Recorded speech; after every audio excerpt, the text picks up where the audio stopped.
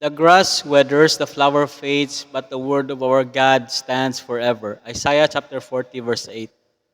In a world that is constantly changing and evolving, it can be easy to feel overwhelmed and uncertain about the future.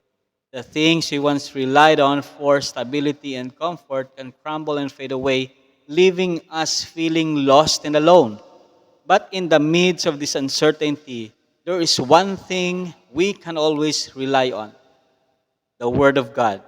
His promises are sure and unchanging, standing strong against the test of time.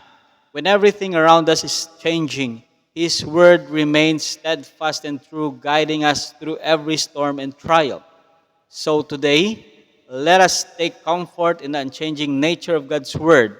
Let us cling to His promises, knowing that they will never fail us. As we face the challenges of life, may we find the strength and hope in the eternal truth of His Word, knowing that it will always be a beacon of light in the darkness.